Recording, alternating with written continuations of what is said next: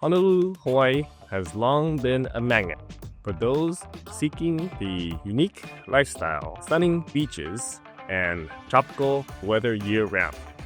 Today we're digging into the real reasons why people are leaving Honolulu, how that affects the community, and what it means if you're thinking about buying, selling, or staying here in Honolulu. Whether you're a longtime resident, new arrival, or thinking about moving to Honolulu, understanding these trends can help you make better, smarter decisions. Hi, my name is Duc Ong, and I help people navigate the real estate market here in Honolulu.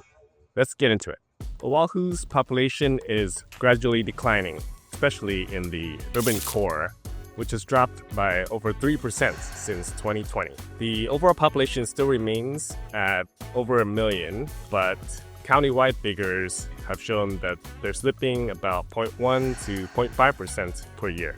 Take a look at this teardown behind me. It sold earlier this year for $1.001 million in Kamaki. The median single-family home is now at $1.175 million, and the median condo price is $500K, and that was from May of this year. The cost of living here is one of the biggest reasons that a lot of people leave Honolulu. Not only housing, but food and gas are typically 15 to 30% higher than the national average. Some staples like milk, eggs, produce are double the prices on the mainland. And why is that? It's because we need to import everything here, which drives prices up. Property taxes and insurance are especially high, which factor into the total cost of ownership. Now, property tax rates are one of the lowest in the nation, but the higher home values make the total property tax bill higher. Insurance has also been skyrocketing, especially for condos and coastal regions. Many buyers are often surprised by the total cost of ownership once you factor in all those extra factors, maintenance and insurance. Now, if you're looking to rent, you could be looking at over $3,000 a month for a modest 2-bedroom, which is more than some mortgage payments on the mainland. The limited housing supply and high demand keep rental prices steep, and I expect that trend to continue. The second reason that a lot of people leave Honolulu is to be closer to family. So many people have siblings, kids, or aging parents on the mainland, and long-distance family life can take a toll. Raising kids without support can lead to burnout or loneliness, and some people simply feel more grounded elsewhere. Personally, I have 2 kids, and my parents are on the mainland, and so are my wife's parents. So it can be tough at times raising the kids alone by ourselves. The third reason that many people leave Honolulu is because there are potentially better offers on the mainland, especially for employment and high-tech jobs. I'm standing here in the heart of Waikiki. This is the Duc Ong statue, and queens and canoe surf rigs are right behind me. So one of the things about Waikiki is that it is a tourist hub. So tourism and military are 2 of the biggest industries here in Oahu. And if you're not working one of those jobs, which are usually not that high paying, then there are few other opportunities for you here. Unofficially, there's something called a paradise tax, where employers don't have to pay employees as much because of the beautiful beaches and weather and environment that Hawaii offers. Cost of living here often outpaces wage increases, and many residents find it difficult to make it without working multiple jobs or living with extended family. For example, a family of 4 with regular white-collar professional jobs might have to pack into a studio in order to get into the school district that they need. According to Aloha United Way, 41% of residents are barely staying afloat or are in poverty. Especially for high-tech or remote opportunities, those often come with lower pay than the counterparts on the mainland. Many highly skilled employees find that they are either underemployed or just simply not making enough to support the lifestyle they're seeking. So the fourth reason that many people leave Honolulu is the cultural fit. So what do I mean by that? Well, this tourist vibe in Waikiki is not for everyone. It's for those that enjoy that resort life, the nightlife, and the energy that comes with that. But for a lot of local residents, this is not the case. Many people just struggle with work and school and kids' activities, so that tourist lifestyle is definitely not the same as those that actually live here. If you're seeking a quiet, peaceful lifestyle with access to nature, urban Honolulu is probably not it. There are more high-rises than hiking trails here. If you're looking for a slower pace, more outdoorsy lifestyle, maybe look at East Oahu, Windward Size, or the other islands for that. It's not about being right or wrong. It's just not for everyone. Personally, I moved here 21 years ago for the lifestyle, the beaches, especially the surf, the abundant waves. And now that I have a family, Hawaii still remains the perfect fit because one of the best places to raise kids. I find that people here are friendly and they tend to fit in with our culture and moral compass, and especially compared to more individualistic and materialistic areas like Southern California. I find that Hawaii definitely has a lot more aloha and soul.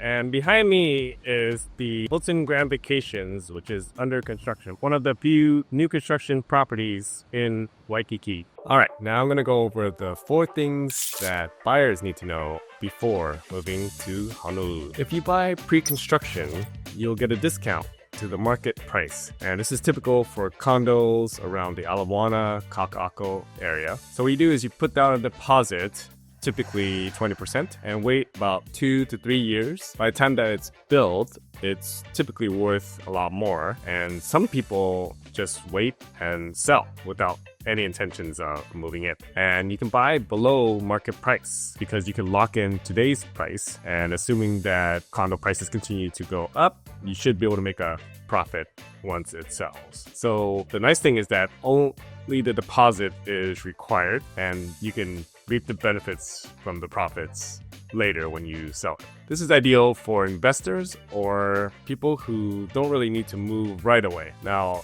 personally, I've done this with a 1-bedroom in A'ali'i. We bought that for $740 pre-construction, waited about 3 years, and I'm selling it for $808K.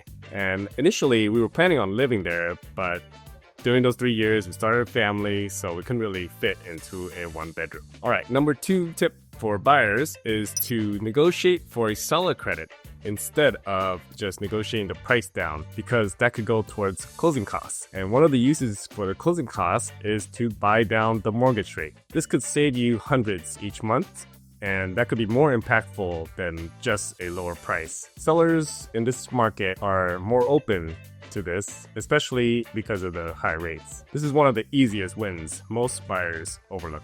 All right, number 3 is live-in flips. These are becoming more and more common. So what you do is you buy something that needs renovations. It could be a fixer-upper or something that's just more cosmetic. As long as you can qualify for the loan, you live in it and then you renovate that over the course of 2+ years and then sell. So why 2 years? Because you can often avoid capital gains tax if you live there for 2 years. This is great for building wealth and equity while living affordably. Now, you don't need to be a pro, just learn as you go. I've actually done this myself as well for a condo in Makiki. We bought it and renovated the bathrooms, and then we ended up moving out and then completing the rest of renovations and sold it for a small profit.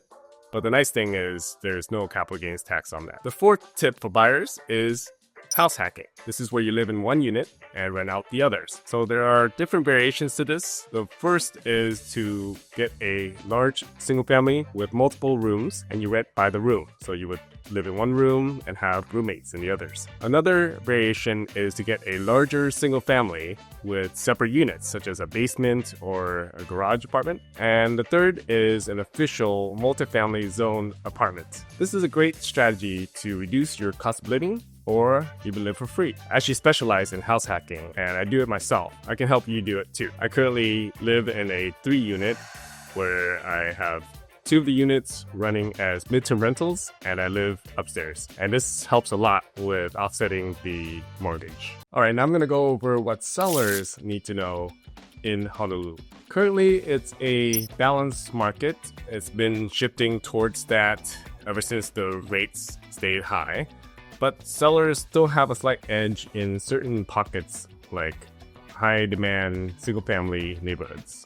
Now, well-priced homes still sell quickly and can attract strong offers. For example, just down the road from my house, 737 20th just got under contract in 6 days, and that was listed at 1.85, and it's a 5-bed, 3-bath with a 3-2 and a 2-1 configuration. These are obviously high in demand, as I mentioned earlier in the house hacking segment. Now, it's not the same for the condos though. Those are struggling more due to insurance issues mostly. And the big issue with the insurance is that a lot of condos choose to be underinsured, which means that they're not able to qualify for loans. And if you can't qualify for loans, then that means only cash buyers can buy those buildings, and that typically drives the values down. Second tip is pricing strategy is everything. Now, one of the biggest mistakes that a lot of sellers do is to overprice the home initially. And what that leads to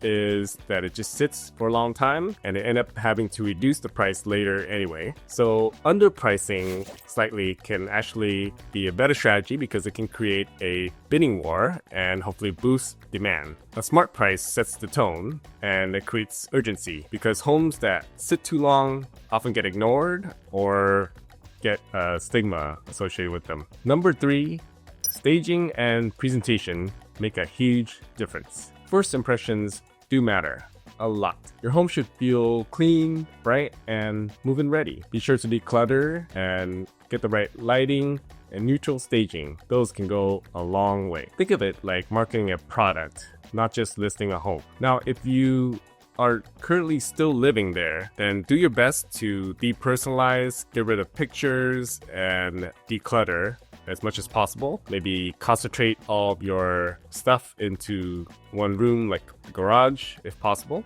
But of course, it's better if you are able to move out and sell it vacant, because then the showing schedule is a lot more flexible, and you can also hire a professional stager, which can help a lot.